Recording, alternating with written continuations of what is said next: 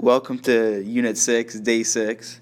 Here we are learning how to prove more complicated trig identities.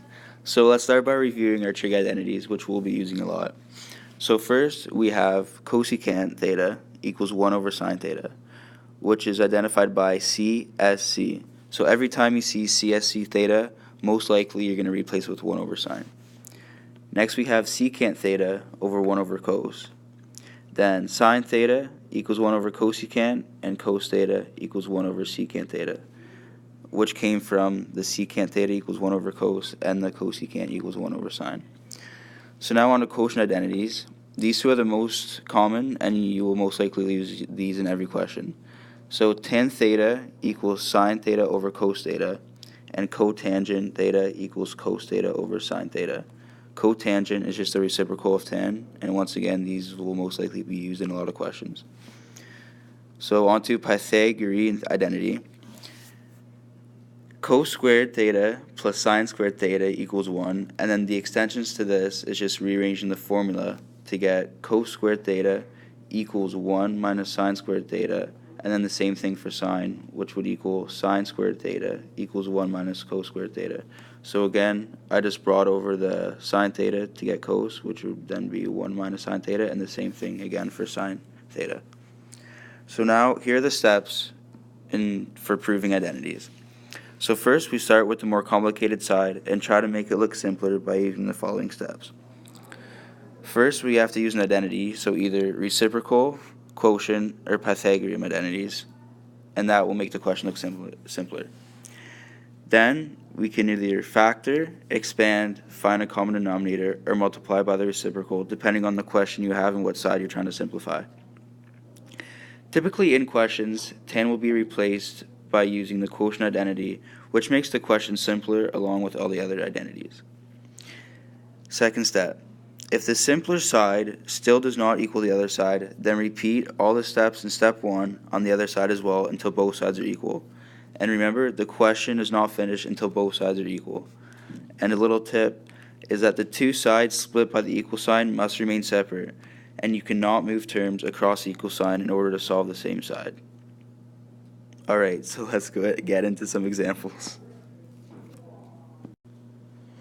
To start out with our examples, we'll start off with an easier one.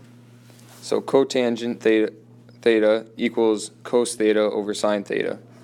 If we look, the right side is already simplified, and we can't simplify it further. So we'll have to simplify the left side. So we will use quotient identity to simplify the left side. So cotangent theta is equal to cos theta over sine theta. And now they are both equal to each other.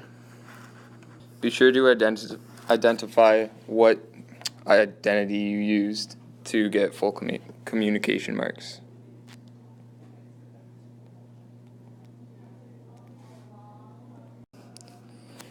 On to example number 2, which looks a little bit more difficult than the first one and will involve a few more steps.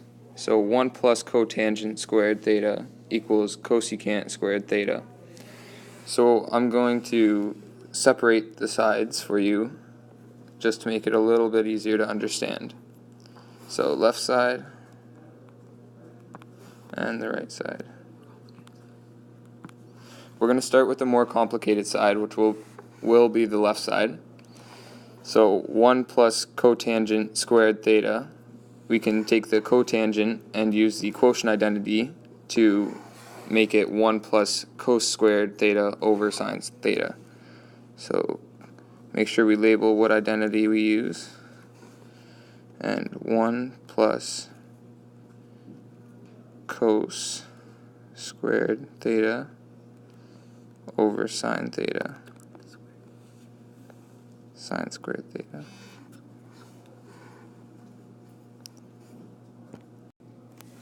So we included the squared on both the cos and the sine because the cotangent was squared.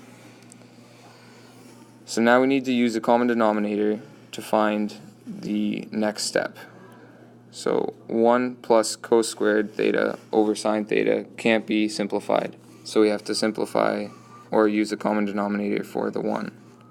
So it's going to be sine squared theta over sine squared theta plus cos squared theta over sine theta. Just remember that this sine squared theta over sine squared theta is still 1 from above, just because anything over itself is still 1. We did this just to make it easier to simplify. Since we now have common denominators, we can add the two terms together, which will be sine squared theta plus cos squared theta all over sine squared theta. And this, we will use Pythagorean identity, so we will have 1 over sine squared.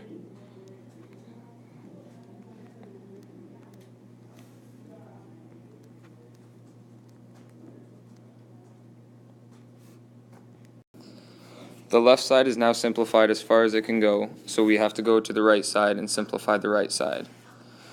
So we will use reciprocal identity.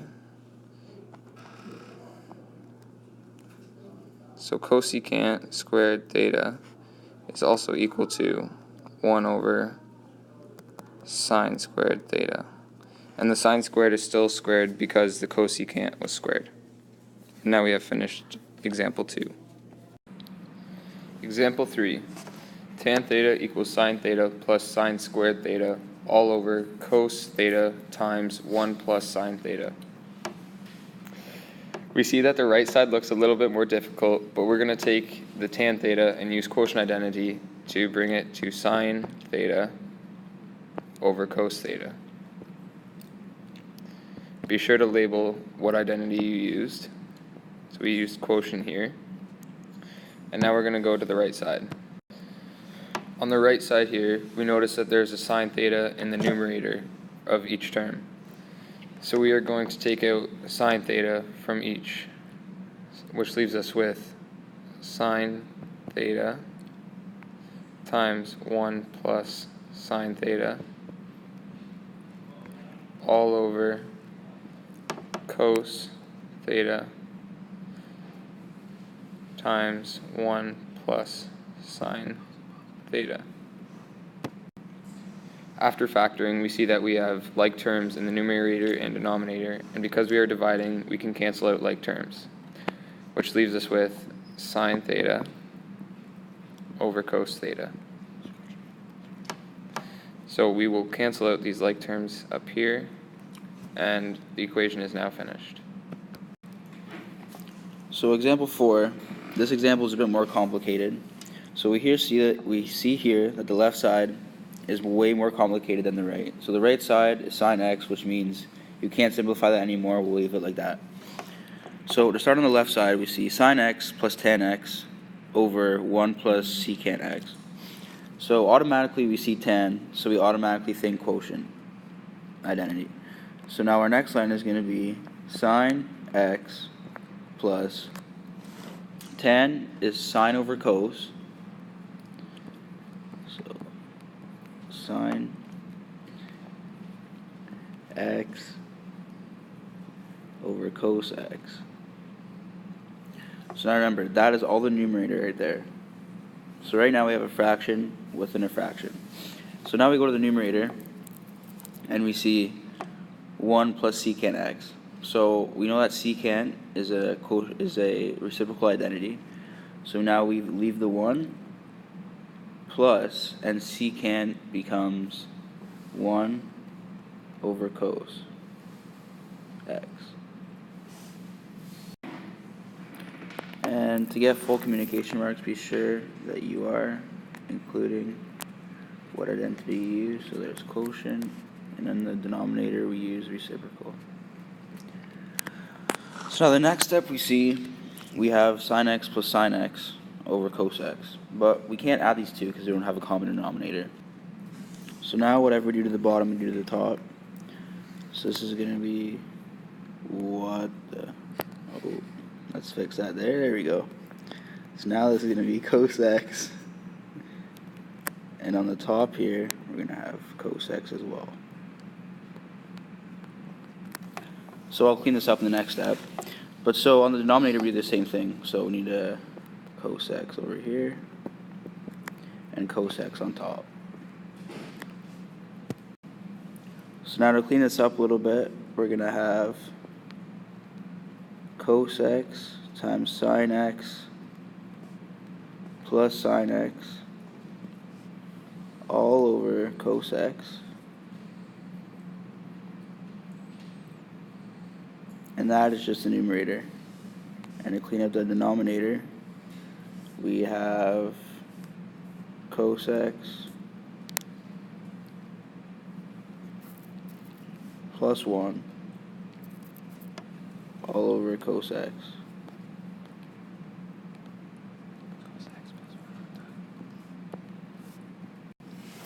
So we just left off with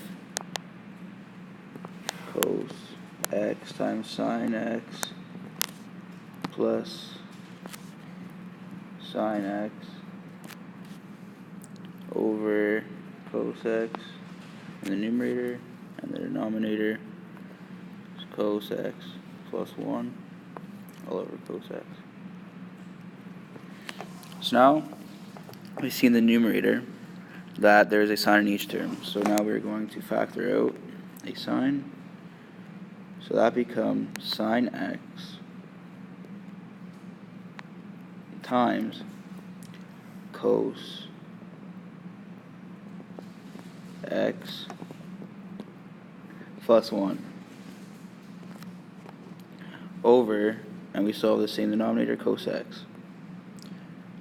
So I'm going to pause here for a second. So now that we see we have a fraction within a fraction, and whenever that happens, we have to multiply by the reciprocal.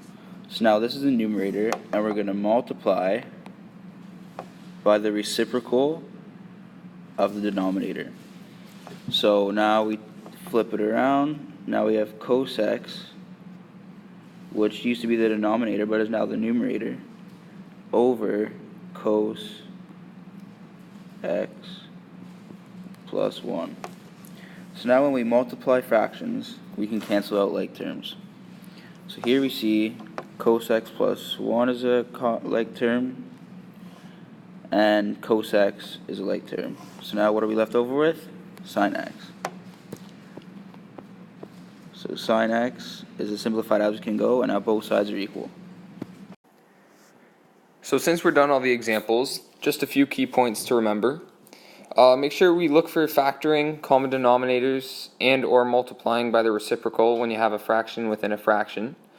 Just be sure to keep an eye out for those.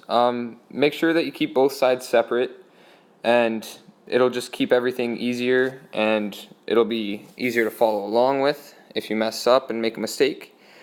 Be sure to label all the trig identities you use for proper communication marks. That's a big one. And be sure to keep the simple side easy and work your way through the harder side first. And don't stop until both sides are equal.